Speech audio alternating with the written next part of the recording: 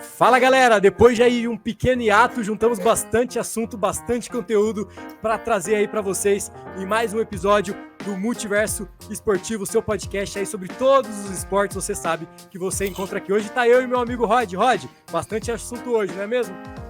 Fala galera, fala Lucão. Pô, prazer estar de volta, né? Depois de uma pequena pausa. E hoje tem muitos assuntos aí interessantes. E vamos botar para quebrar, né?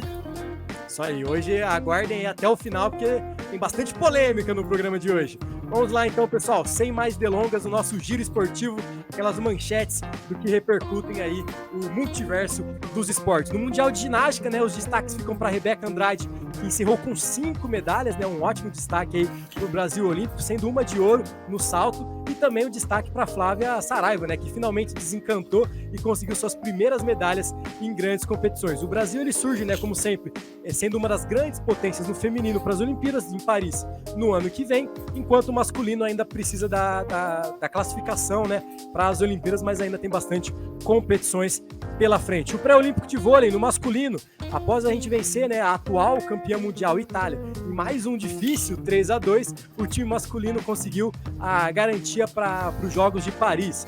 Os destaques ficam para o jovem oposto Darlan, que para quem acompanhou o jogo contra a República Tcheca, o rapaz só não fez chover, né? Jovem garoto aí, oposto, fazendo muitos pontos, inclusive muitos pontos de saque, né? E também um destaque para o pedido de demissão do técnico Renan, né? Ele que vinha aí reestruturando o Brasil no ciclo olímpico por questões de saúde, né? Muitos também por conta da sequela pós-Covid, acabou pedindo o afastamento do cargo. Então fica aí o que o Brasil, que é a seleção brasileira de vôlei masculino, vai acabar chamando para o cargo de técnico. Já no feminino, o time também carimbou a passagem para Paris após assegurar o segundo lugar pelo confronto direto com as japonesas em plena terra do sol nascente, né? As japonesas, então, jogando em casa, acabaram perdendo para o Brasil. O único adversário ali a ser temido é a Turquia, que em toda a competição do pré-olímpico perdeu apenas 3 sets.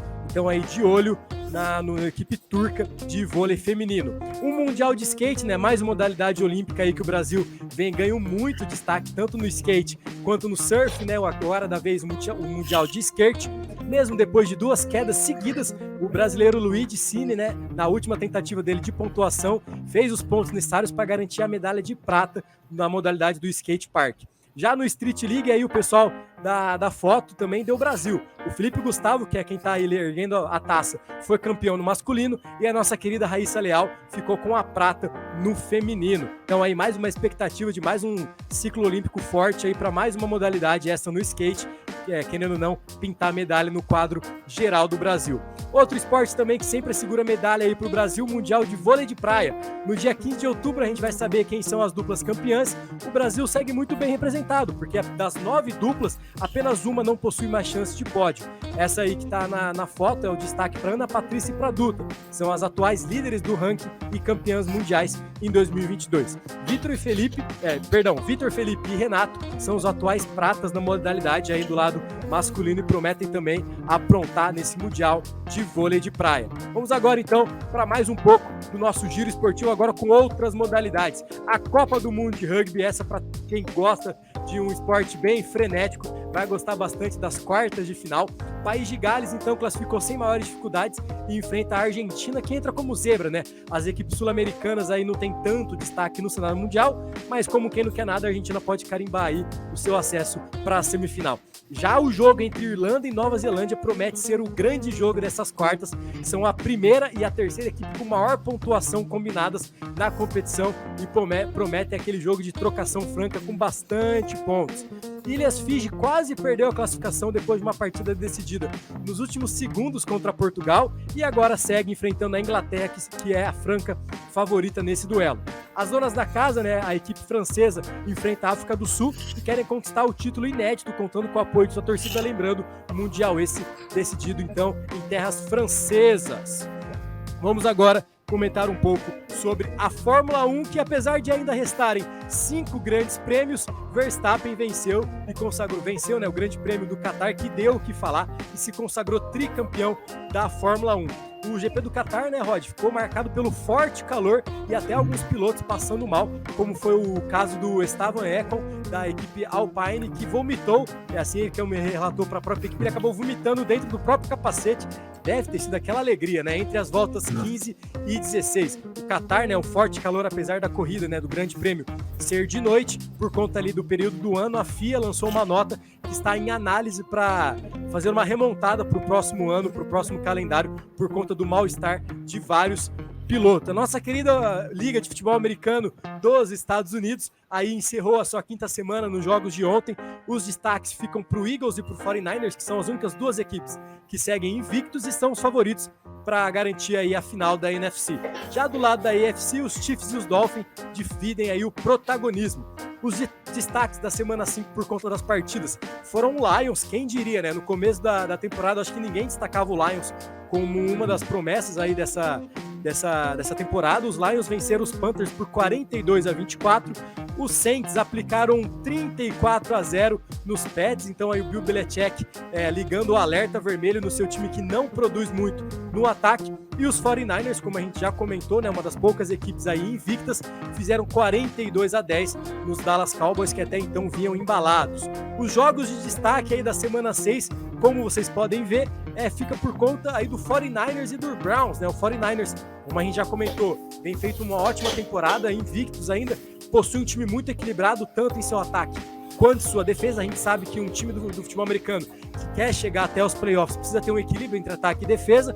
Vão enfrentar, então, talvez a defesa mais difícil, se não a mais difícil da liga, que é a equipe do Cleveland Browns. Então aí, olho nesse jogo no domingão, né? O time embalado do 49ers contra a ótima defesa do Cleveland Browns. Rod, vamos falar agora de futebol internacional, as ligas aí da Europa pegando fogo. Vamos comentar então primeiro sobre a Premier League do seu Arsenal.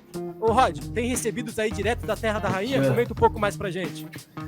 Não, esse aqui é um pôster do Arsenal, agora da temporada 23-24, recebido aqui pelo meu amigo Léo, um agradecimento, valeu. Pô, também tem um livrinho aqui, ó, do Arsenal. Mais torcer pra trazer boas energias aí pra nova temporada, hein? Já chegou ganhando o clássico contra o Manchester City, né? Importantíssima vitória, né, Rod? Nossa, vitória gigante moral do Arsenal. Como sim, também ali na briga pela tabela, né? Vamos comentar um pouco mais então sobre essa briga do famoso Big Six aí da Premier League. Até porque o Manchester City é uma pedra no sapato do Arsenal já tem um tempo, né, que o Arsenal não conseguiu uma vitória. E essa vitória foi muito importante, o gol do Martinelli. O Martinelli também é um jogador que está voltando de lesão, é um jogador super importante para o clube, né? Dispensa comentário a importância dele.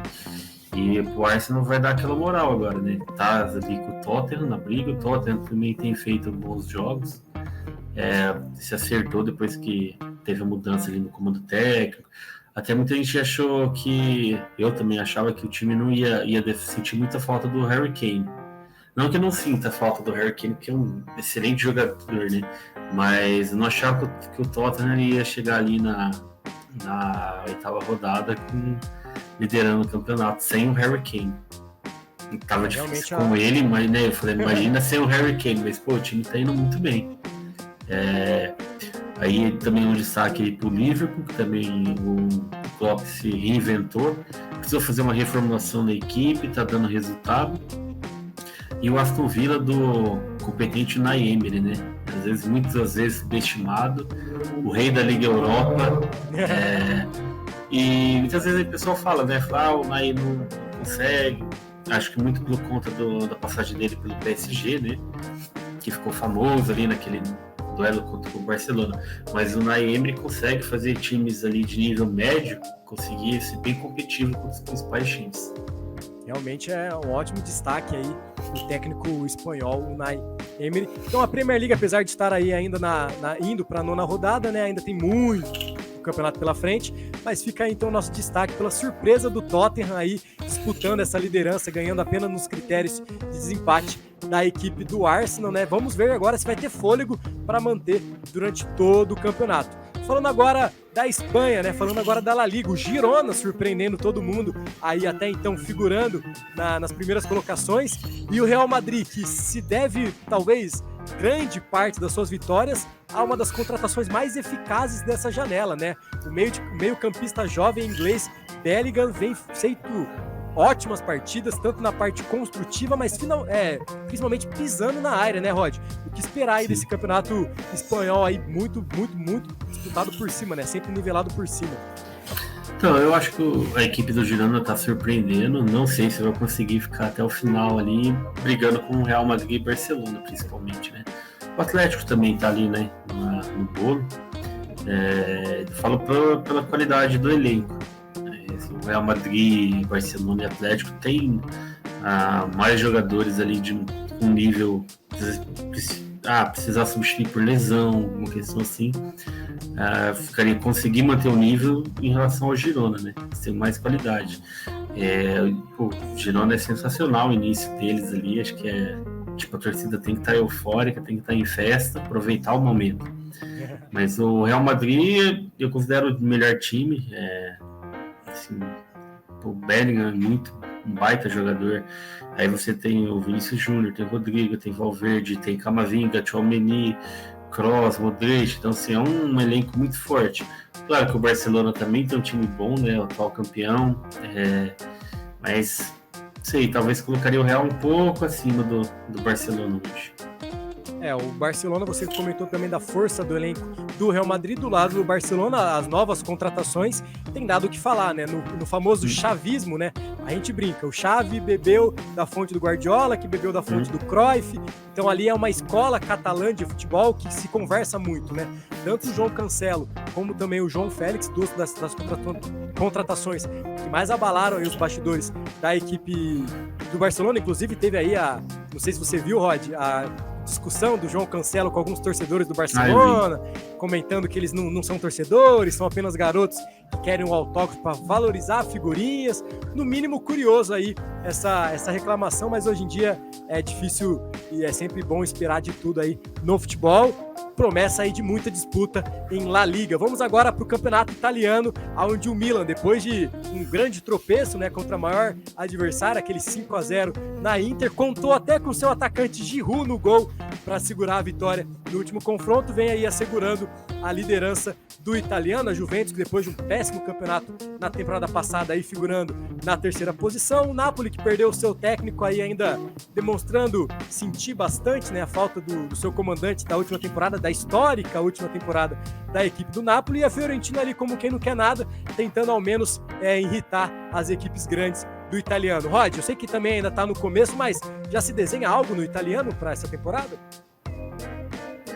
Aparentemente o trio de ferro vai brigar ali, né? Acho que vai acabar ficando entre um deles. O Milan tem um time muito bom. O Giroud foi sensacional no lance que ele foi no gol, o cara se atirou lá na bola e tal. Foi bacana pra caramba de ver, né? Tem goleiro que não faria aquilo, né, Rod? Ele foi lá corajoso e foi lá e tal. A Inter de Milão tem um time muito bom, liderado pelo Lautaro, que tá numa fase também sensacional, né? Tá fazendo gol a rodo. A Juventus tem um time forte, mas sempre tá ali. Não tem um futebol vistoso, mas é um time competitivo. A Fiorentina apareceu ali nos 4 primeiros. Não sei se também pela questão de elenco se conseguiria se manter até o fim brigando contra o Milan, Inter e Juventus. O Napoli, a gente já viu aí alguma crise aí também com o Osimhen também, o atacante, né? Que até mesmo o perfil do clube fez alguma postagem analisando ele e tudo mais. Então, assim, os bastidores do clube não estão bons. Isso se reflete em campo também. Hoje eu aposto que a briga ficaria entre os 3, mas principalmente entre Milan e Inter.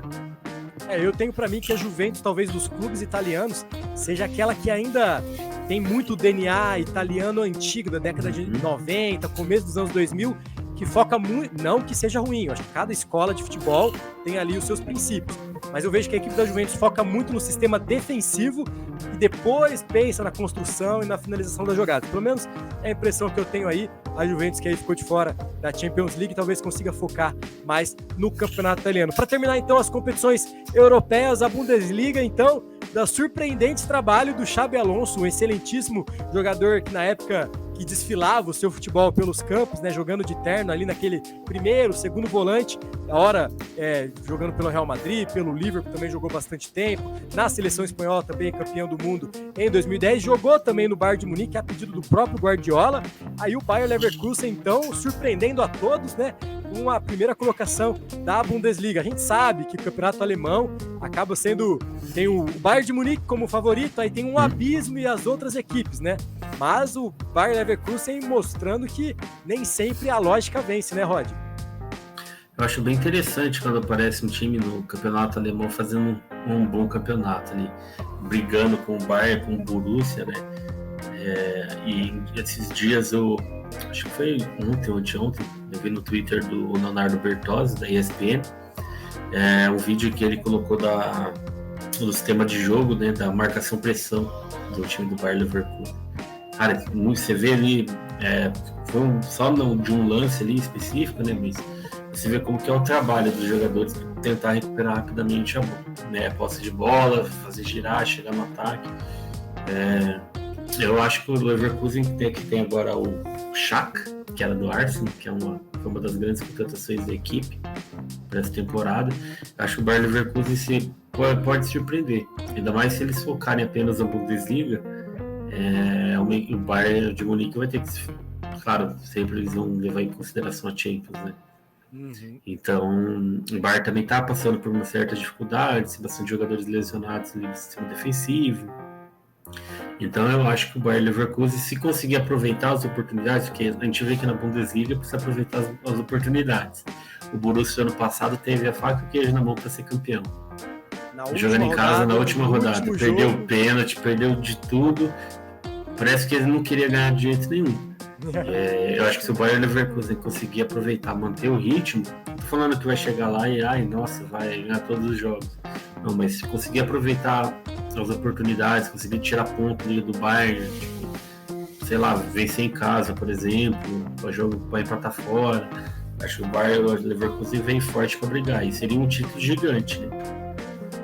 Numa era dominada pelo Bayern, né? Talvez o outro Bayern, o Bayer Leverkusen, possa carimbar aí uma Bundesliga. Rod, me veio aqui na cabeça agora, vamos tentar resenhar um pouquinho sobre ex-jogadores, principalmente meio-campistas, né? Porque a gente sabe que o futebol, ainda mais moderno, na era moderna, gira muito em torno desses jogadores cerebrais no meio de campo, né? Que dão ritmo ao jogo.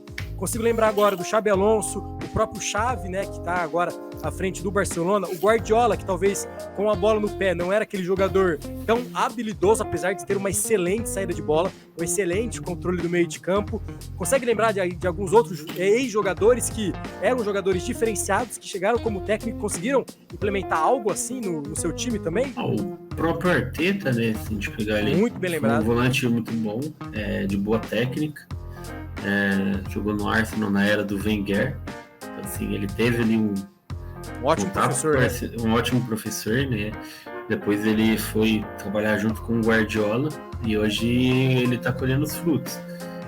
Claro que ele ainda precisa de experiência no comando técnico ali, né? A gente vê às vezes algumas substituições, alguns lances, mas você vê que ele é um treinador que ele tem as suas convicções. Até, não sei se ainda está disponível, mas na Amazon tinha uma série do Arsenal, né, que era bem interessante, em que você via o trabalho do Arteta, como que ele tentou implementar as ideias dele, tentando até mesmo otimizar os atletas do elenco. E claro que esses técnicos que têm esse estilo de jogo, essa filosofia, eles vão sempre priorizar jogadores mais técnicos também, né? Porque eu sempre penso assim também, é mais fácil você ensinar um cara bom a marcar do que você ensinar um cara ruim a jogar bola. Então eu falo, às vezes tem um cara que ele é muito bom para distribuir jogada, mas ele não consegue dar um passe de 5 metros. Você pode treinar ele, ele vai conseguir dar um passe ali, mas ele nunca vai ser um cara que vai conseguir construir a jogada. Claro que em determinados jogos ele vai ser útil, às vezes num certo momento do jogo você vai precisar de um cara daquele. Acho que todo elenco precisa ter um cara desse. Mas quando você tem um jogador que ele tem boa saída de bola, sabe, consegue marcar bem, e o seu time ele consegue fazer essa marcação-pressão, que esses técnicos gostam disso, aquela marcação mais em cima.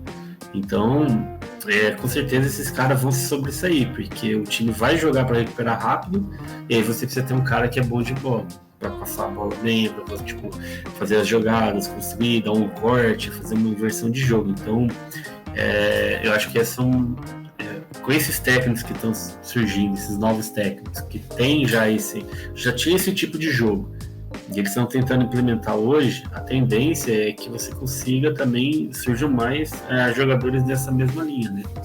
Porque, tipo, às vezes até o jogador igual, por exemplo, a gente pegar o Joelinton, que era um jogador que era um atacante que recuou, tem um bom toque de bola, tem um arranque, consegue aparecer no ataque, mas ele tá ali força ajudando física também, né? Exato. O próprio Alisson de São Paulo, né? O Dorival ali. Ele sempre foi o segundo atacante. Nunca critiquei o Alisson, hein? Nunca critiquei. E agora ele tá jogando ali no segundo volante. Não, pra mim ele é o melhor segundo volante do futebol nacional, assim, disparado. Em questão de tática. Rod, pra mim essa frase que você falou, ela faz muito sentido, né? A genialidade você não ensina. A tática, a parte da marcação, a parte de subir as linhas, beleza, você consegue passar para seus atletas. Agora, aquele passe diferente, aquele pensar na jogada, realmente é inato do jogador, né? Ou a pessoa nasce e desenvolve isso, ou ela realmente vai ter que se sobressair muito na raça. Eu acho que, se eu não me engano, é o Puyol que falava isso, né? Quando ele foi fazer o teste lá no Barcelona, o pai dele falou, olha, dos, 50 moleques, você pode ser o menos habilidoso, só que você não pode ser o que menos tem raça. Então, às vezes, o jogador que não tem tanta habilidade, ele vai se sobressair em outros pontos, né? Eu acho que agora, dos técnicos que, quando jogavam, eram um pouquinho diferentes, assim, a gente consegue destacar também o Gerrard, que fez um ótimo papel no Rangers, né? No Campeonato Escocês. E hoje está lá na Arábia, sendo técnico do time do Henderson também, que é um jogador ali guardadas devido às proporções semelhantes. Eu não duvido nada, o Liverpool aí no final da era Klopp, não estou querendo dar uma data de validade para a Klopp, pelo contrário, já faz bastante tempo que ele consegue aí, como você muito bem disse, se auto-renovar, vem temporada, passa temporada, vem jogador, passa jogador, e o Klopp tá lá firme e forte, mas nada impede numa nova renovação, quando não contarem mais com o Klopp, o Gerrard já se ver aí um treinador talvez completo. O Lampard também tentou aí com todos os perdões, os trocadilhos, alguns lampejos aí com o Chelsea, não conseguiu ir muito à frente, mas deixou ali uma base bem construída. O Seedorf, que era um excelente jogador, já como técnico, não teve ainda bons trabalhos. O Pirlo também talvez tenha queimado muito cedo, já assumiu um grande time, né? Exemplo do próprio Guardiola, que antes de assumir o Barcelona principal, foi lá, assumiu as categorias de base, foi se lapidando e hoje em dia é o técnico que dispensa comentários. É legal a gente pensar nisso, né? Talvez nos próximos 5, 10 anos, esse celeiro aí de craques que já estão chegando perto dos 35, perto dos 40, talvez, claro, os que sintam esse desejo de virarem técnicos, talvez possam se espelhar nesses mais experientes aí que seguiram a carreira de técnico e hoje estão dando o que falar nos campeonatos europeus. Muito bacana essa análise aí do futebol internacional. Rod, vamos falar agora de Brasil, vamos falar agora de Brasileirão, começar então pela Série B, que ontem... Rod, você tá com a placa da arbitragem aí perto? Deixa eu pegar ela aqui. Pega aí que, mano, hoje a gente vai precisar dela.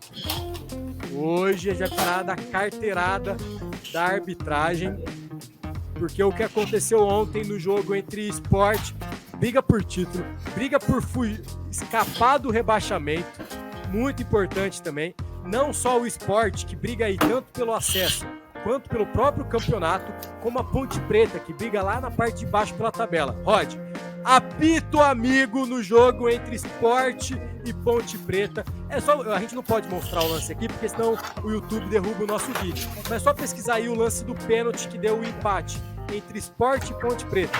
Ponte Preta fazendo um jogo histórico, fora de casa, brigando contra o rebaixamento, vai lá e vence o dono da casa, um dos times que brigam para subir, brigam pelo título da Série B.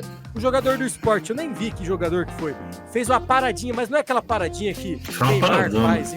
É, a famosa paradona daqueles tempos antigos, onde era permitido ameaçar o chute, o goleiro cai para um lado, ele chuta para o outro, o goleiro quase defende indo para o outro lado, e mesmo assim, o VAR não mandou voltar, o juiz não mandou voltar, muita reclamação do lado da Ponte Preta, e é um resultado que implica muito no decorrer do campeonato, tanto para o Sport brigando pelo título e pelo acesso, quanto pela Ponte Preta brigando aí contra o rebaixamento. Rod, infelizmente, mais uma rodada comentando sobre a arbitragem. Vamos tentar deixar ela meio de lado e comentar um pouco mais sobre essa briga aí, né? Pelo título da Série B, dessa pausa aí da data FIFA. Lembrando, pessoal, os campeonatos europeus também param porque vai ter, se não me engano, eliminatórias para a Eurocopa aí nessa semana e na próxima aí de data FIFA. Rod, Série B, briga pelo acesso e briga pelo título. O que esperar aí para as próximas rodadas da Série B do Brasileirão? Bom, a briga tá muito boa. Eu acho que assim, se a gente pegar ali Vila Nova, Vitória, 10 pontos de diferença, né? 11º. Eu acho que o Vitória, pela pontuação, as rodadas que faltam ainda, eu acho que o Vitória pode praticamente garantir o acesso. Eu acho muito difícil de perder o acesso. Acho que entre os 4 ali, o Vitória tem grandes chances de continuar. Até porque eu falo assim, seriam pelo menos 2 rodadas para eles saírem do G4. Tipo, todo mundo pontuar ali, né? E eles não pontuar nada. Acho que seria difícil de sair do G4. Mas, e ao mesmo tempo, assim, o Vitória eu considero ali um dos principais times para brigar pelo título da Série B.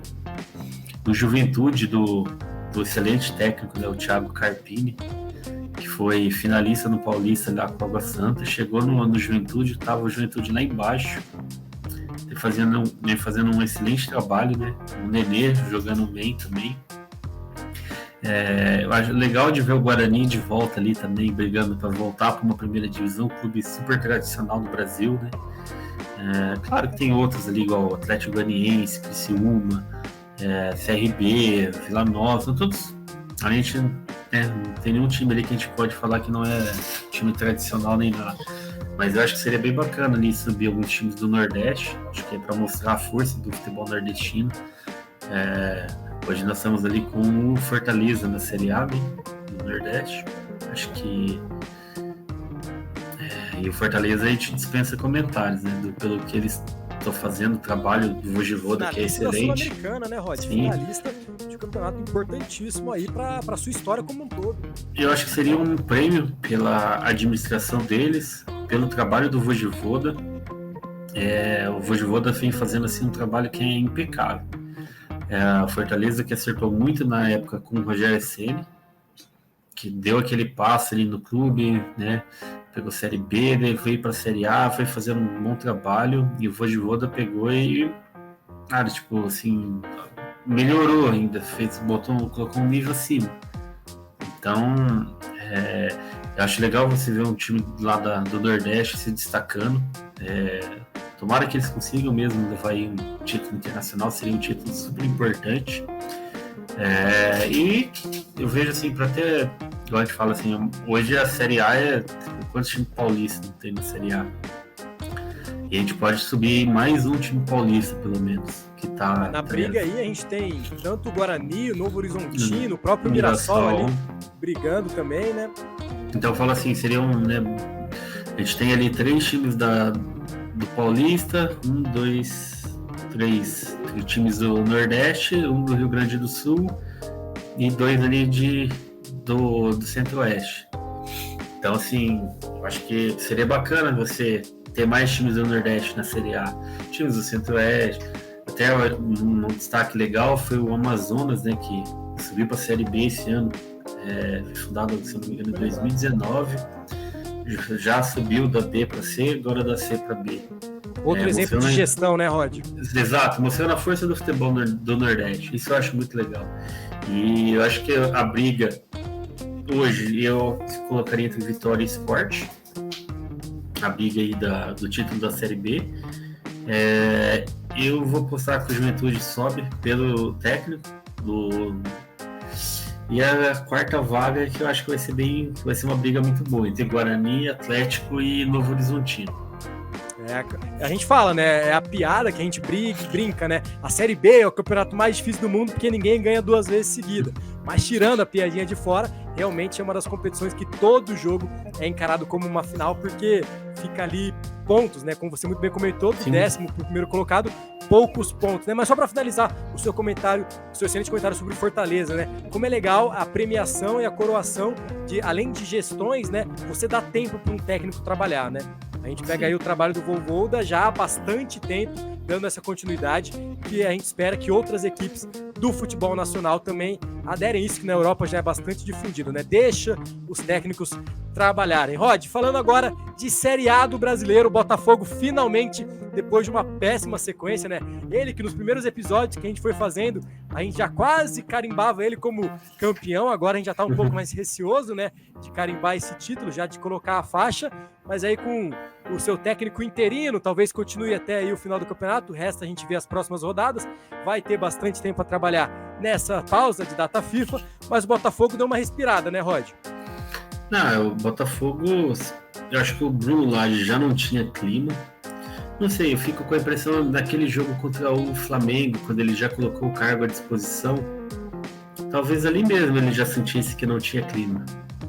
Porque eu acho que é muito estranho um técnico, logo que chega, você vê, faz ali um outro jogo, de repente ele, vai lá e põe o cargo à disposição. Eu acho que ali mesmo ele já devia sentir algo assim,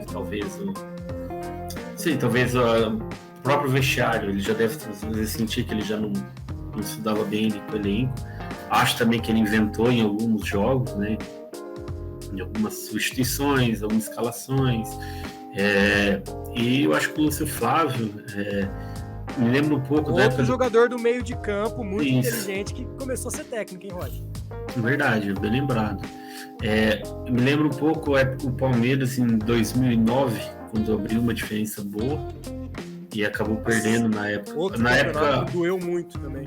Sim, o Palmeiras na época era o Muricy, o técnico do Palmeiras? Foi, no final foi, mas o Palmeiras estava numa sequência muito boa com o Jorginho, que era o técnico interino. O elenco sempre deu o apoio a ele, falava nas entrevistas e tudo mais. Depois chegou o Muricy, chegou o Wagner Love. Acho que ali entrou são muitas questões ali pra gente analisar e tal. Eu lembro que o Wagner Love chegou já, chegou o cara que vai nos dar o título brasileiro e tal. Mas então ficou muito... E o time acabou meio que se perdendo. Claro, tiveram algumas lesões e tudo, mas o time acabou a jogar de uma forma muito ruim. E eu acho que o Botafogo deveria apostar no Lúcio Flávio, porque o grupo gosta dele, ele é um cara querido pelos jogadores, ele tem um conhecimento ali do elenco, das qualidades de cada um, né? Então eu acho que o Lúcio Flávio ele pode, pelo menos nessa reta final, ser aquele cara que não vai inventar. Ele vai fazer o que o elenco precisa, porque faltam poucas rodadas. O Botafogo tem 9 pontos pro Bragantino. Então, são pelo menos 3 rodadas de vantagem. Para um Grêmio, e o Palmeiras e Flamengo já são 4 jogos.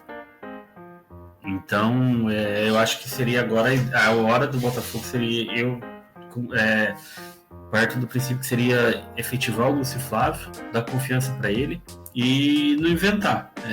Fazer o básico ali. Ganhar em casa, pontua alguns jogos fora, é campeão. Então aí muita cautela para o torcedor do Botafogo aproveitar a parada da FIFA, né, a data FIFA, para organizar o que tem que ser organizado, dar espaço para o Lúcio Flávio trabalhar, ele que batia falta com a maestria excelente. Rod, você comentou aí da briga pelo título, né, que talvez o Bragantino, né, mais uma surpresa não, porque já vem de alguns anos aí desde a sua reestruturação, mas figurando agora, possível até brigando pelo título para os mais otimistas, né, depois aí já desce um pouco o Grêmio, que teve depois do Grenal, né, aquele impasse com o Renato Gaúcho, alguns alegando que ele saiu com um compromisso inadiável e foi visto na praia, no seu famoso futevôlei depois, talvez aquele climão, escolheu uma péssima hora, né, logo depois de teve um grande clássico, o Palmeiras, que Rod, já a gente conversa um pouco mais sobre o Palmeiras, e agora vamos falar então do Flamengo, o Flamengo que apresentou então o novo comandante, aí toda a cara de alegria do Tite, né, pegando o Flamengo, os bastidores, sabe? Espero que o Tite tenha feito aí umas aulas de boxe nesse hiato que ele teve, porque os bastidores do Flamengo, né, não tá para qualquer um. Rod, teve aí até uma nota que saiu na internet. A gente sabe que hoje na internet é sempre... A gente tem que checar as fontes, né? Mas eu vi aí pipocando na internet uma coletiva do Tite, que ele falou que não assumiria nenhum time esse ano, que tinha prometido para a família, que não sei o quê. Mas a pressão da nação, do Flamengo, os torcedores, o time clamando. E ele aí, talvez dos desafios da carreira, claro, o desafio de comandar uma seleção brasileira numa Copa do Mundo é maior, mas talvez um dos desafios mais difíceis, né, de resgatar o futebol do Flamengo, que talvez desde o Jorge Jesus alguém tenta resgatar esse futebol, né? O que esperar então, Rod, do Tite no Flamengo a partir das próximas rodadas aí do Brasileiro? Então, dentre os memes que tinham hoje, tinham do canal De Sola, né, que era do... como é que o Flamengo não é time, é seleção. Eu vejo muito assim, os corintianos estavam bravos, né? Estão ainda, né? Porque o Tite não aceitou ir pro Corinthians. Eu quero ver o primeiro Flamengo e Corinthians na arena, vai pegar fogo. Tanto que ele não quis assumir antes do jogo, né? Muito por conta disso, com certeza. Pra não ter que jogar justamente contra o Corinthians lá na arena. Eu acho que o Tite, ele chega no Flamengo, assim... O Flamengo precisa terminar ali no G4 para pegar uma classificação direta na Libertadores. Acho que esse é o principal objetivo do Flamengo esse ano. Não vou falar em briga de título, porque eu acho que é praticamente impossível. Né? Então, eu acho que agora pro Tite cabe o quê? Começar a pensar numa reformulação do elenco. A gente tem muitos jogadores ali que ele já conhece. A gente sabe que o Tite tem alguns jogadores ali que ele gosta ali do elenco, tem outros que ele não se deu tão bem. E agora vai ser a hora que ele vai ter que chegar ali e ver quem que realmente ele pretende manter para a próxima temporada. Até hoje foi divulgado aí que o Flamengo pretende investir de 300 a 400 milhões de reais em contratações da próxima temporada. Então, assim, teria bala na agulha aí para fazer uma reformulação no elenco.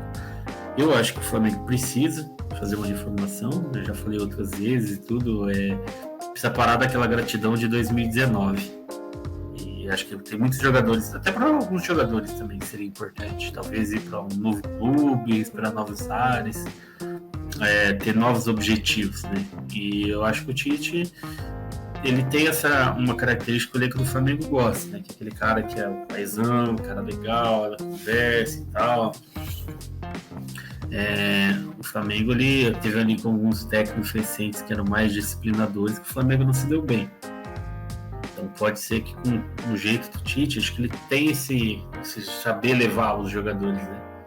Acho que ali pode ser a chave para ele poder acertar o Flamengo para essa reta final, garantir ele o G4.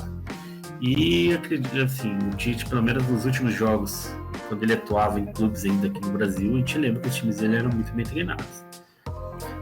Na seleção, claro que a imagem que fica é o quê? São a eliminação nas quartas. Mas ainda assim era uma seleção que era difícil de perder. A própria seleção brasileira, ela perdeu, se não me engano, 6 jogos em 6 anos.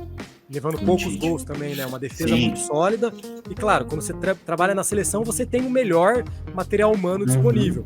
Mas, como o próprio meme já disse, né? Muitos jogadores do Flamengo já teve passagem, alguns até às vezes figuram em passagens pela seleção brasileira, né?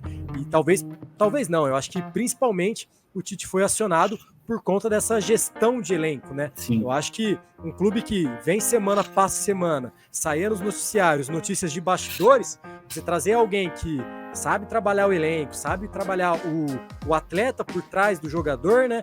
Talvez realmente consiga fortalecer esse elenco para essa reta final de Brasileiro, assegurar aí essa principal missão, né? Como você falou, a classificação direta para a Libertadores, e aí pensar nessa reformulação e novas contratações, dispensar alguns atletas também, por que não? E aquela nossa dica de sempre, né? Chama o Felipe Luiz para ser auxiliar, dá uma categoria de base para ele, um sub-17, um sub-20, e deixa ele trabalhar, que ele vai ser um bom técnico, não só para o Flamengo, mas para o Brasil como um todo aí no futuro. Com certeza, concordo com isso. Acho até o Felipe Luiz hoje, a gente pensando em questão física, né? Acho que é mais difícil. A gente já viu que esse ano já foi poucos jogos que ele realmente conseguiu atuar, de ficar em campo também, né? Então acho que ele já poderia começar essa transição, seria acho que uma boa ideia. Como ele é um jogador querido pelo grupo, a galera com certeza iria abraçar ele. E pro Tite agora é começar a pensar nisso, assim. Tipo, garantir o G4 e ao mesmo tempo falar quem que eu conto e quem que eu não conto para a próxima temporada. Eu acho que a barca do Flamengo vai ser grande. Então aí os clubes vão ficar de olho nos atletas deixados de lado pelo Flamengo. Você, torcida rubro-negra, deixe nos comentários aí quais são as suas expectativas pro comando do Adenor, do nosso Tite, na frente do Mengão. Rod, tá preparado? Porque agora eu vou deixar você brilhar, descarregar todo o ódio que você carregou aí desde a eliminação, vem de antes, né? Já desde a Copa do Brasil, aí na diretoria do Palmeiras, nos jogadores do Palmeiras, no próprio Abel, que eu sei também que tem bastante coisa aí para falar. Então vamos comentar agora, Rod. Eu vou perguntar para você e vou deixar você falar. E agora, Palmeiras? O Palmeiras teve uma temporada. Começou ali com aquele jogo da Supercopa. Aquela vitória sobre o Flamengo, acho que enganou muita gente. Um dos grandes jogos do ano no futebol nacional, né, Rod? Sim. Só que foi aquele jogo em que, eu acho assim, aquele jogo foi o Flamengo levou uma pedrada ali logo de cara, que depois foi pro Mundial e aquelas coisas todas. E pro Palmeiras ele teve aquele efeito assim, ganhamos uma Supercopa, batemos o Flamengo, não precisamos de reforços, ficou naquela linha, tipo, tá tudo bem. O Campeonato Paulista, ganhar do Água Santa era obrigação. Acho que quando você chega o Palmeiras pegou nas quartas, na semi, na final, não pegou nenhum dos grandes de São Paulo. Então acho que é uma obrigação você chegar ali e ganhar. Seria diferente se você tivesse um clássico, né? Acho que do clássico você ainda falou, um jogo Paulo pegado e tal, mas quando você pega um Água Santa, com todo respeito ao Água Santa, você tem que ser campeão, não pode dar mole. E aí depois começou ali a Libertadores. A Palmeiras teve aquele jogo contra o Deportivo Pereira, em que o Palmeiras, aquela tática que o Abel tentou logo, né, com a lesão teve o Dudu ainda no primeiro jogo, o Mike fazendo ali junto com o Marcos Rocha e tal, o Palmeiras goleando, passando o trator. Depois no jogo de volta já foi um jogo assim lamentável. O Palmeiras não se reforçou de forma adequada, né? Perdeu o Danilo, perdeu o Scarpa, que eram dois jogadores que vinham sendo titulares. E hoje o Palmeiras não teve reposição. O Gabriel Menino não emplacou. Aí, assim, entra alguns erros do Abel, que aí eu entro assim, que é onde culminou nessa eliminação da Libertadores. Não só da Libertadores, mas já na Copa do Brasil, contra o São Paulo mesmo. Eu acho que já teve alguns erros ali, se manter o Rony titular, que totalmente improdutivo. Cara que só corre e fica tentando bicicleta que nem louco. Não faz gol, principalmente em jogo importante, né? É difícil ele fazer gol. Faz tempo já que ele não fez acho que em 2020, depois não fez mais. Em setembro, o Palmeiras fez um mísero gol, foi do Breno Lopes, nos acréscimos, literalmente o último lance do jogo contra o Goiás. Poderoso Goiás no Allianz, lotado. Se não me engano, foi um sábado à noite aí no jogo, ou foi numa sexta-noite, algo assim. Foi o gol que o Breno Lopes saiu chegando a torcida, né? Não, tem que ficar, tem que tal. O Breno Lopes é um cara que a gente sabe que o Abel até uma gratidão por ele, pelo gol da Libertadores, mas no futebol a gente não pode viver de gratidão. Acho que o Breno Lopes não tem nível para jogar lá no Palmeiras. Tem que rodar ali. Acho que além da falta, né, de reforços, principalmente no confronto contra o Boca, a gente pegar ali o primeiro jogo, o Palmeiras teve uma chance com o Arthur, que a bola queimou no pé dele, dentro da área lá, que ele chutou para fora. Depois o Palmeiras ali mereceu perder aquele jogo, até merecia perder, porque o Palmeiras não jogou nada. O Boca perdeu alguns gols, acho que teve 1 ou 2 bolas na trave. E o Palmeiras veio pro jogo de volta, insistindo no erro. Todo mundo já alertou. Algumas entrevistas até do Abel foram até assim meio de soberba dele, né? De que ele é o treinador, que ele que escala e tudo mais, as convicções dele, mas era nítido que o Arthur na esquerda, o Rony centroavante e o Mike de ponta direita não funciona. O Marcos Rocha, que não marca ninguém, não marca nem consulta no médico. É óbvio que ele já estava tentando entregar. O Marcos Rocha parece que ele já ia entregar já faz tempo. Renovaram com ele, né, Rod? Renovou a pedido do Abel, né? Mais uma gratidão do Palmeiras. Acho que esse negócio de gratidão é complicado. E o pior de tudo daí você chega pro Boca. No primeiro tempo você joga daquele jeito, o Boca faz 1-0 do lado direito, né? Do ataque da defesa do Palmeiras. O Gustavo Gomes dois também, laterais na direita e mesmo assim eles... Mesmo assim, o Merentiel, que é um jogador que é do Palmeiras, emprestado pro Boca, faz a jogada, o Cavani faz o gol. Aí no segundo tempo entra o Kevin, entrou o Wendrick, depois entrou ainda o Fabinho, se não me engano, o Luiz Guilherme. Mas você vê a melhora do Palmeiras. Como que é a melhora do Palmeiras com esses jogadores em campo? O próprio Boca, você via nos comentários da torcida do Boca, como eles estavam desesperados pro final do jogo, quando esses moleques entraram em campo. Aí eu acho assim muito fácil questionar o elenco quando você tem peças boas no banco de reserva, você não usa.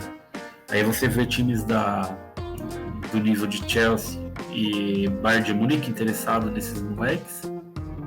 O Real Madrid já garantiu um e você deixa ele no banco. Deixa ele no banco com um atacante que não faz gol.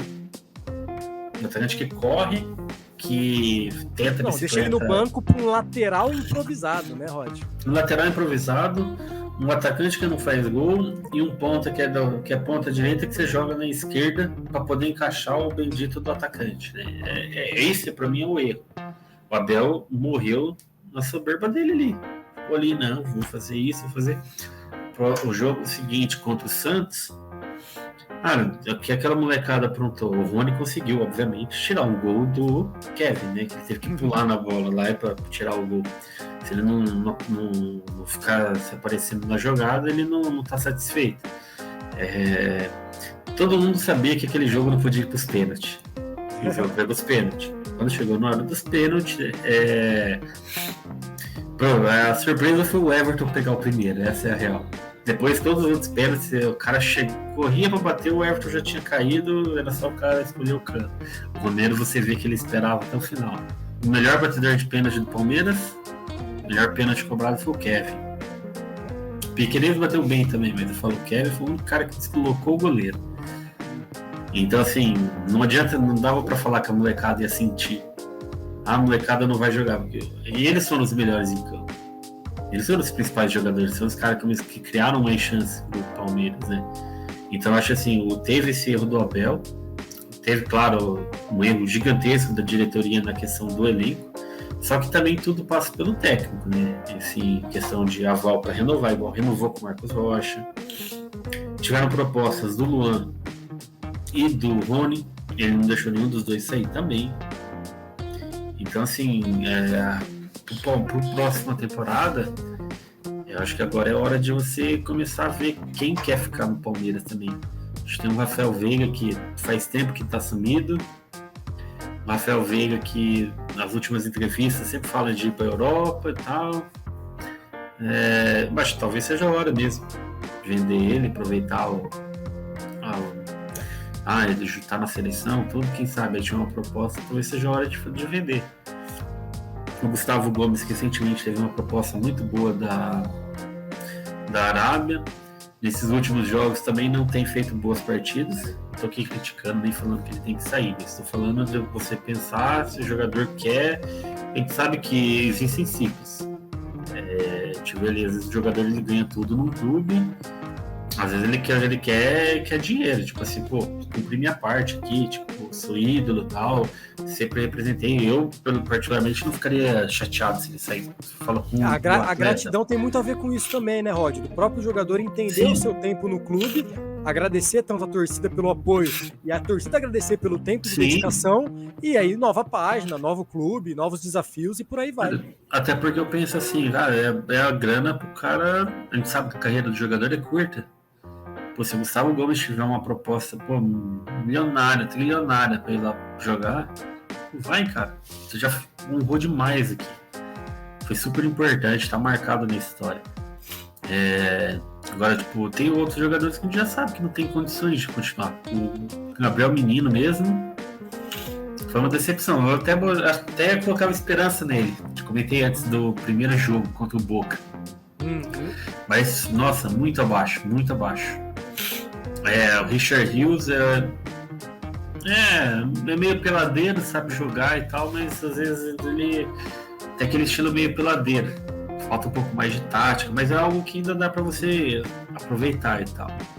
Agora o Rony, não, assim, já não dá mais. Flaco Lopes também tem Ele teve uma época que ele teve uma sequência, foi bem, quando o Rony se lesionou. Logo que o Rony voltou, ele já esquentou o banco, nunca mais voltou, também nunca mais vendeu. Então, assim, talvez seja a hora também de já pensar em mudanças, né? Então, acho que o Palmeiras tem que começar a pensar em mudanças para o ano que vem. Agora, a renovação do Marcos Rocha já é uma triste notícia de que parece que vai continuar da mesma forma que tá. Acho que o Abel precisa, ou ele precisa pegar e falar, ó, vamos começar uma reformulação, ou ele vai querer morrer abraçado com os mesmos jogadores.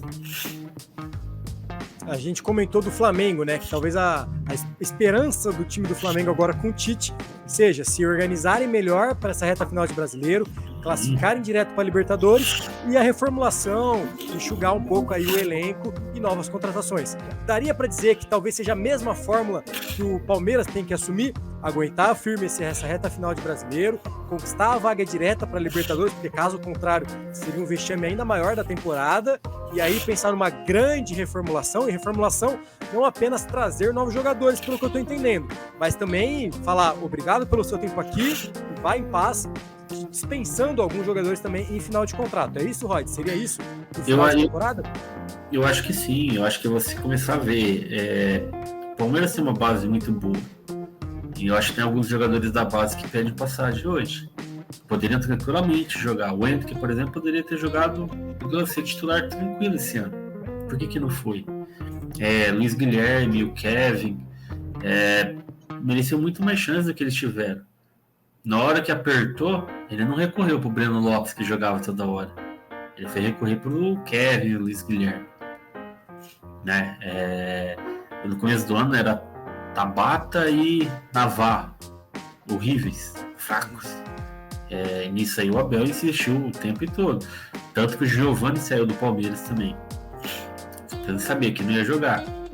Então, assim, eu acho que tem que passar um pouco também pelo lado do Abel. Tem que ver o que ele pretende. Porque se ele não conta com a base, aí você tem que pensar se você vai fazer o quê? Vender a base para contratar jogadores para ele. Porque ou você vai deixar lá a base que ele não vai usar sempre, vou usar na hora que eu preciso. Vai perder joias a preço de banana para a Europa. O Flamengo faz muito, às vezes a gente vê ali no Flamengo mesmo, eles vendem alguns jogadores da base para poder bancar o time titular. Então a gente sabe que o time do Flamengo ali, a grana que eles recebem, muita grana ali pela venda de jogadores da base. E o Palmeiras tem jogadores da base muito bons, poderiam aproveitar no time principal, e aí você contratar, tipo, posições específicas, igual o Palmeiras precisa de um primeiro volante. O Zé foi lá, fez um baita ano no Palmeiras, assim, foi um dos melhores jogadores do time, mas o Zé rende muito de segundo volante. Então o Palmeiras precisava de um cara para jogar ali com ele. Precisa ainda, né? A lateral esquerda, eu acho que com o Piquerez e o Vanderlan também servida. Então, assim, a gente sabe que o Piquerez é o titular e tudo. O Vanderlan, quando ele jogou também, eu acho que não comprometeu. Até demonstrou que tem talento, tem algumas habilidades. A defesa, a gente precisa pensar um pouco pro ano que vem. Eu acho que seria um setor para começar uma reformulação. Talvez ali eu começar a pensar no outro goleiro. Acho que tem que começar essa transição. A gente sabe que o Marcelo Lomba já tá velho. Não acho que seria talvez ideal já começar a pensar num goleiro que pudesse já revezar um pouco mais com o Everton. Então assim, tem que começar, só que isso também precisa partir do treinador, ver se ele vai estar disposto a isso. Nós já vimos alguns casos em que, se eu não me engano, quando o Guardiola saiu do Barcelona, ele deu uma entrevista na reta final dele de que o Barcelona precisaria de uma mudança. E ele não estava preparado para ele fazer aquela mudança pela relação que ele tinha com os jogadores. E o Barcelona precisou fazer uma mudança. Tá colhendo os frutos dela só agora, né? A gente já tá falando aí de 7, 8 temporadas que o Guardiola deixou o Barcelona, e só agora o Barcelona tá voltando a se reconstruir, né? Então, eu entendo que assim, tem ciclos, né, os jogadores. Claro que um ou outro jogador às vezes fica lá 10, 15, 20 anos no clube, mas são raros ainda mais hoje. Então você precisa pensar nessa... Não tô falando que você vai pegar lá e vão mudar o time inteiro, não, mas tem peças ali que talvez o ciclo deles já deu. Até mesmo nessa última jogo agora, se não me engano, contra o Santos, na entrevista que ele comentou que teve jogadores que pediram para sair por causa da pressão. Mas, se a gente pegar os últimos anos aí, o Palmeiras não foi um time que teve muita pressão da torcida. O Palmeiras não foi um time que ficou ali torcendo por fora de alguma coisa. É um time que venceu muito nos últimos anos. Então, acho que longe a gente tem uma pressão, né? Agora, se um jogador não tem a mínima condição de pegar qualquer tipo de pressãozinha, aí também já fica difícil. Mas eu acho que precisa começar lateral direito, defesa, um primeiro volante, meia e atacante. Seria assim pelo menos 5 contratações ali para ser titular ali, ou pelo menos brigar pela titularidade. A lateral direito eu meio que já descarto, porque você já tem Mike e Marcos Rocha. Acho que dificilmente o Palmeiras iria gastar uma grana para trazer um outro lateral direito, terceiro lateral direito. Eu acho que um zagueiro seria necessário, ainda mais se o Luan sair ou o Gustavo Gomes. Eu acho que talvez eu falo assim, o Luan acho que eu já seria fim de ciclo. O Gustavo Gomes, igual eu falei, se tiver uma proposta muito boa por ele, é um reconhecimento pro próprio jogador. Não foi o que eu gostaria que se tivesse como você cobrir a proposta do clube árabe, deixar ele aqui, ótimo. Eu acho que seria um reconhecimento pelo que ele fez. Senão teria que pensar já num substituto. A gente tem aí para volante, igual pelo que tem noticiado aí, o Aníbal Moreno do Racing, né, que são dos sonhos de consumo do Palmeiras. Acho que seria uma excelente contratação, porque daí teria o primeiro volante e você tem o Zé Rafael. Aí o Zé Rafael jogando na posição dele. Acho que melhoraria muito, porque daí você tira o Gabriel Menino do time também, que tá meio apagado. Começaria a pensar já num meia, apesar de hoje a gente ter o Luiz Guilherme ali, talvez uma saída do Veiga, você colocar mais um meia e ter o Luiz Guilherme junto, fazer aquela transição, porque ele já demonstrou que tem qualidade. O Kevin, nesse último jogo, já mostrou que ele tem qualidade para ser titular do Palmeiras. O Hendrick também tem condições de ser titular do Palmeiras. Então, seria a hora de você começar a pensar aí nessa utilização desses moleques. Não tô falando que eles vão te salvar o ano, mas eu tô começar a pensar numa utilização deles, porque eles são muito bons de bola. E aí, por isso que eu falo que aí passa pelo que o Abel quer. O Abel tem que chegar também e falar, os moleques eu não quero, não confio, não vou usar. Porque não adianta reclamar, eu não tenho elenco, mas eu tenho no banco Fabinho, Kevin, Luiz Guilherme, Hendrick, tipo assim, são jogadores que seriam titulares em diversos outros clubes e fariam diferença, inclusive.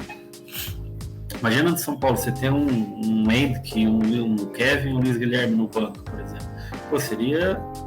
Talvez aí todo mundo criticaria o Dorival por não escalar um deles, por exemplo. Dessa coisa, até mesmo no Flamengo. Tipo assim, pela fase atual dos jogadores, eu falo pra você que o Hendrick seria titular lá tranquilo.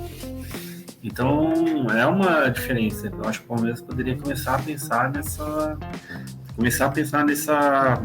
nessa reformulação do elenco. Precisa, é importante. Pensando na próxima temporada, a tendência é que os clubes aumentem ainda mais os investimentos. A gente sabe que no Flamengo é ano de eleição, o Flamengo vai investir. No Palmeiras é ano de eleição, então provavelmente a Leila vai investir também. Eu acho que ela vai abrir os cofres, porque se ela montar um time bom, trouxer contratações boas, nomes grandes, ela tem chance de ser reeleita, né? Trazer contratação de impacto, jogador de nome, a gente sabe que isso aí traz votos. Então, eu acredito que agora o Palmeiras vai acabar investindo. E precisa também agora de um diretor de futebol mais atuante. Talvez o Anderson Barros seja bom naquela gestão de elenco ali, que ele já foi tão elogiado pelo Abel. Talvez trazer um cara para fazer a parte de negociação e contratação, por exemplo. Paga 2 gestores lá, fala, você cuida do elenco, a relação ali com o elenco, diretoria, técnico, faz aquele meio campo e traz um cara que é especialista em negociação. Você tem que ter um cara bom, assim. Eu acho que o Palmeiras precisa pensar assim, reformulação desde a parte da diretoria até, né, chegar ali na parte do elenco dos jogadores, passando pela comissão técnica, fazer um trabalho em conjunto. Então aí, torcedor do Palmeiras, vocês ouviram a fórmula para a próxima temporada ser menos sofrível do que a temporada de 2023. Reforços, mandar alguns velhos ali que já estão... Fora, Rony! Toda aí o questionamento. Eu, enquanto torcedor de São Paulo, enquanto a crise continua no Palmeiras, eu tô mais comemorando. Aí a gente separou aí na nossa arte, né, as estatísticas do Abel no comando do Palmeiras. Claro, apesar do bom desempenho, do bom aproveitamento, aí um dos destaques para mim fica a questão da disciplina, né? 42 cartões amarelos e 8 cartões vermelhos para ele. Esses cartões vou apenas... comentar uma questão. Por favor. Eu critiquei da outra vez também no ano passado, quando ele desceu na hora dos pênaltis contra o Atlético Mineiro. Vou criticar de novo. Na hora da decisão por pênalti, que é aquela hora uma certa tensão, na hora que o grupo fica unido. Acho que não é hora do técnico pegar, descer a escada para o vestiário. Você é o comandante de uma equipe. Mas eu tenho o costume, é super... Não. O Palmeiras, se pegar aí nos últimos anos, aí, o aproveitamento dos pênaltis é bizarro na era Abel. O Palmeiras acho que passou do Galo, né? Os pênaltis. Perdeu pro Flamengo na Supercopa, perdeu pro CRB, perdeu pro São Paulo, perdeu agora pro Boca, perdeu pro Defensa e Justiça. Aí você vê o seu comandante abandonar o barco ali, eu acho que não é o ideal, né? Eu acho que isso é um outro ponto que eu vou deixar aqui uma crítica pontual pro Abel, que eu acho que o ideal ali, ele teria que estar com o grupo dele ali, passando força, passando motivação, dando talvez aí uma outra instrução a mais, mas ele tinha que estar ali para dar um apoio moral e não largar o pessoal ali. Então aí, apesar se a gente for olhar, né, os números, a questão das conquistas, é uma passagem ainda vitoriosa, mas também nenhum mais dos vitoriosos ficam longe de alvo de críticas aí. Abel, tia Leila, a torcida toda do Palmeiras se ligando o sinal de alerta para essa reta final de Brasileiro, que é a última competição que os resta, e também já pensando muito numa reformulação para o próximo ano. Rod, para a gente finalizar o excelente episódio de hoje, muito assunto, muita coisa rendendo, vamos apenas dar uma pincelada aqui no Brasil, né? No Brasil do Diniz, na seleção brasileira, que para muitos o Diniz está preparando o terreno para o Ancelotti, para outros, inclusive para mim, não precisamos de Ancelotti, o Brasil está muito bem entregue nas mãos do Diniz, mas vamos ver aí o que o tempo tem para dizer. O Diniz convocou os seguintes jogadores para os jogos contra a Venezuela e contra o Uruguai. Rod, eu vou falar aqui os jogadores, depois vou passar a bola para você e eu vou pedir para que você, claro, você agora é o Diniz, para que você escale os seus 11 iniciais. O Diniz convocou então o Alisson, o Ederson e o Lucas Perry para o gol. Nas laterais, muita surpresa nas laterais. Ele foi com Danilo, o Ian Couto, jogador do Girona, Guilherme Arana e o Carlos Augusto, jogador da Inter de Milão. Os zagueiros foi com Bremer, Marquinhos, Gabriel Margalhães, e o Nino do Fluminense, também técnico do Fernando Diniz, e os meio-campistas André, Casemiro, Bruno Guimarães, Gerson, aí uma surpresa, e o Rafael Veiga, pelo que o Rod comentou aí no último bloco, também talvez pela atualidade não merecia tanto. Os atacantes Neymar, Rodrigo do Real Madrid, Vinícius Júnior, Gabriel Jesus, Richarlison, David Neres e o Matheus Cunha. Mais uma convocação aí que para muitos é a famosa convocação do empresário. Rod, antes de comentar as peças e o que esperar do jogo contra a Venezuela e o Uruguai, desse plantel, quem seriam os seus 11 titulares? Eu colocaria o Lucas Perry no gol, até para dar uma chance de fazer um teste. Tanto o Alisson quanto o Ederson, nós já vimos eles jogar.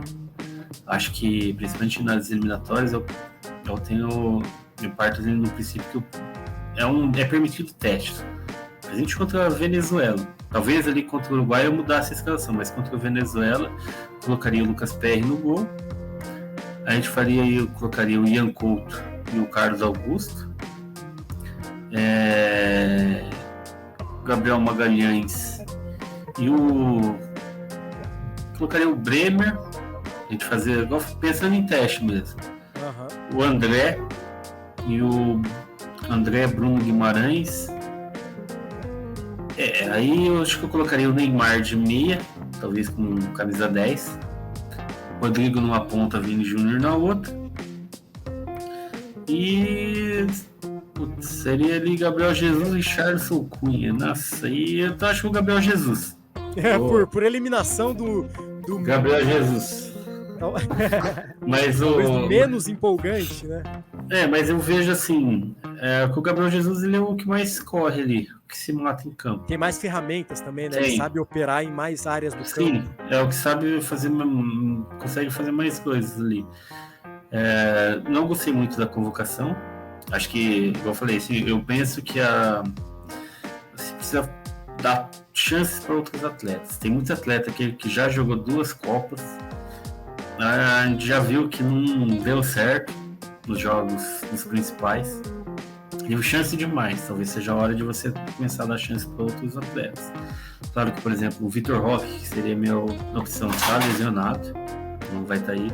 Mas, por exemplo, o Marcos Leonardo está jogando bem.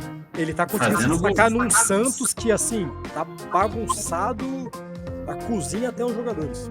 Sim, o Marcos Leonardo é um baita de um jogador. Pra mim, teria que ser titular tranquilo ali. Poderia já ser titular tranquilamente ali da seleção. Principalmente agora, assim. Falando em chance, igual pegar alguns jogadores que foram chamados ali. David Neres, eu acho que é até interessante. Ele teve uma época já cotado para ir para a seleção, né? Quando ele se destacou muito no Ajax e tudo mais, chegou a fazer parte, mas depois acabou não indo para frente. Mas é um bom jogador, pode ser que nesse esquema do Diniz ele consiga render mais. Agora o Matheus Cunha eu não entendo porque deve ser convocado. Eu acho que o Richarlison e o Gabriel Jesus vão continuar sendo convocados, independente de qualquer coisa. Acho que eles estão lá. Mas acho que aí a questão do 9 vai depender muito de como o Vitor Roque e o Endrick vão sair, tanto no Real Madrid quanto no Barcelona. E o Marcos Leonardo, se ele for vendido também, como ele tem propostas aí do exterior, ou até mesmo já foi cogitado aí o Flamengo pagar uma multa dele para ele, né? Então eu falo assim, são 3 jogadores que, como 9, são melhor que qualquer um dos 3 que estão ali, na minha opinião. Assim, acho que tem, não vou falar que são melhores, mas tem mais não estão prontos, mas tem mais potencial. Tem potencial para serem mais. Tem mais potencial. E assim, principalmente na parte de finalização. Acho que esse é o principal para mim. Minha principal crítica ao Gabriel Jesus é a questão de finalização do Richarlison. Tipo assim, não dá pra falar que o Richarlison e o Gabriel Jesus não corre. Mas às vezes o cara corre, rouba a bola, na hora de tirar o 10, ele isola. Aí, fazer exemplo, em tese o que é a função do centroavante, né?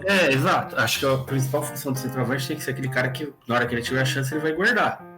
Aí, tipo, às vezes eu vejo tem o pessoal falar, o Gabriel guarda. Eu falo, não, ele faz gol. Mas, por exemplo, ele perde muito gol. É igual o Gabigol. Perde muito gol. Tipo, ele fez bastante. Até acho que agora o ano ruim dele, ele tem o quê? 20 e poucos gols. Mas Poderia é um ter cara muito que mais, né? poderia ter muito mais. Eu acho que o Gabriel Jesus também, você pega, ele sai várias vezes na cara do gol, às vezes não faz. Então eu falo assim, a principal questão é o Gabriel Jesus, acho que ele renderia muito mais ali numa ponta, talvez, sendo reserva, claro, do Vinícius ou do Rodrigo, por exemplo. Que eu acho que ele ficaria bem melhor, talvez. Ele reserva na ponta direita, o Martinelli na ponta esquerda, por exemplo. Se eles reservam ali. Eu gosto muito, eu sou suspeito para falar, mas eu gosto muito do Gabriel Jesus como ponto direito. Ele ataca muito bem o espaço, ele sabe fazer infiltração e talvez por ser o nome, né, centroavante, ele não tem tantas características de um centroavante. Sim. Ele tem mais as características ou de um segundo atacante, aquele atacante que faz as costas, que chega ali por trás em profundidade e faz aquele famoso facão, né? No Manchester City ele fazia muito esse papel, na época ali que ele protagonizava a reserva, era talvez o 12º jogador.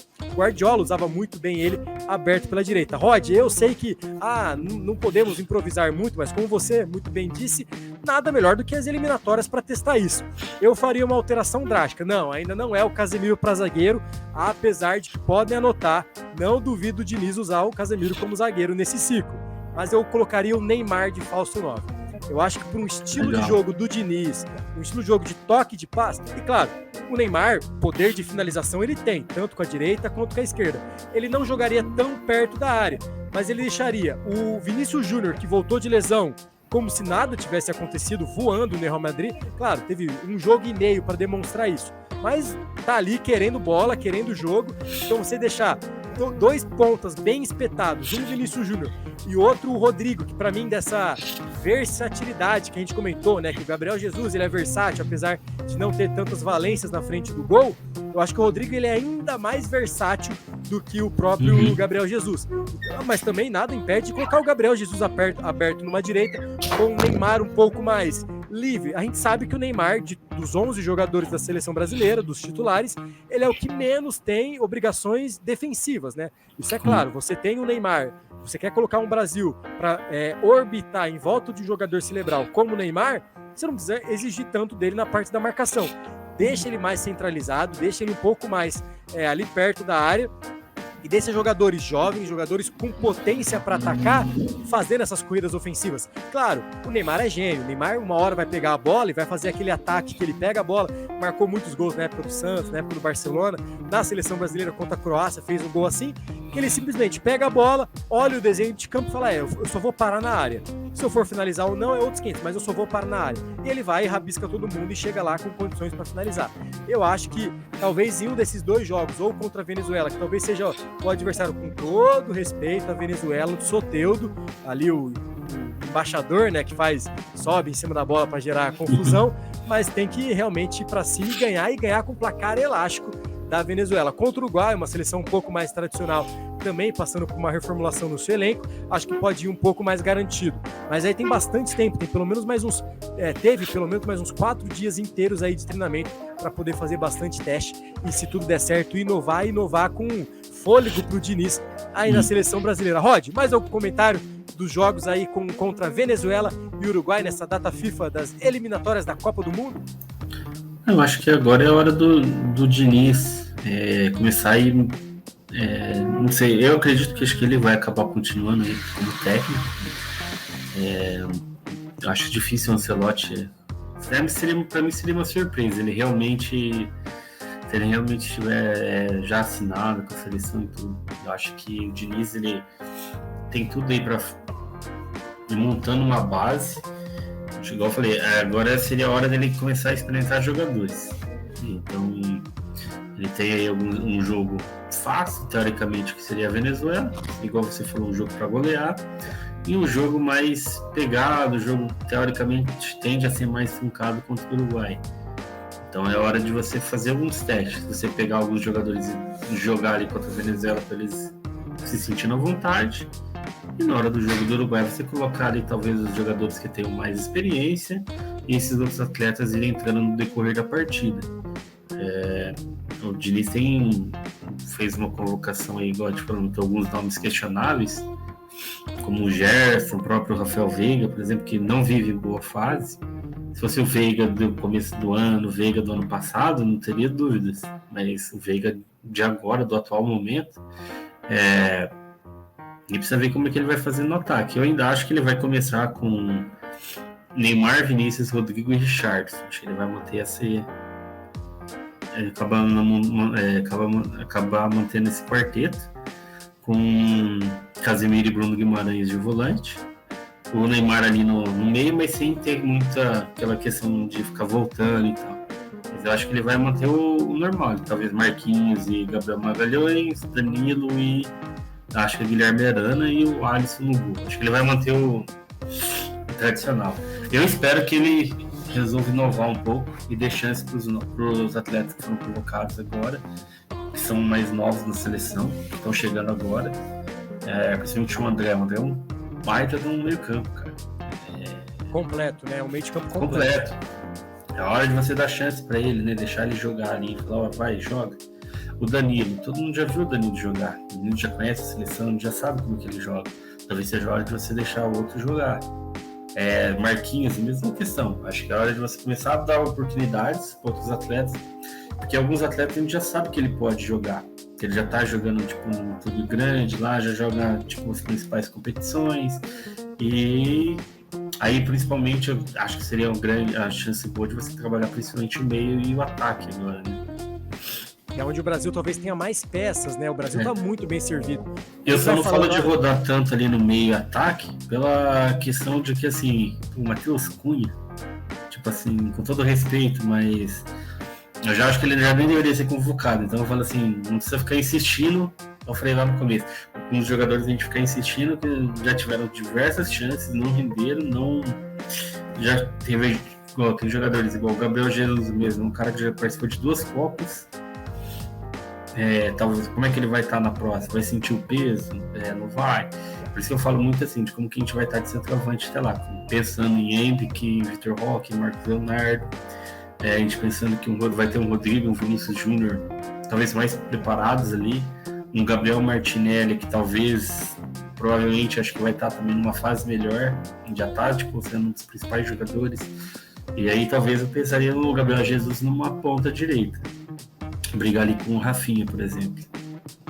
Vamos ver aí o que o futuro irá nos guardar para a seleção brasileira. Uma coisa é fato, vem ano, passa ano, seguiremos torcendo para a nossa amarelinha. Pessoal, episódio muito bacana hoje. Queremos agradecer você aí de casa que tem nos acompanhado. Continue fazendo parte aí da construção desse canal, que ainda está no começo, mas a gente já está querendo preparar muita coisa bacana para você aí de casa. Rod, valeu pelo papo aí. Hoje foi da hora, hein?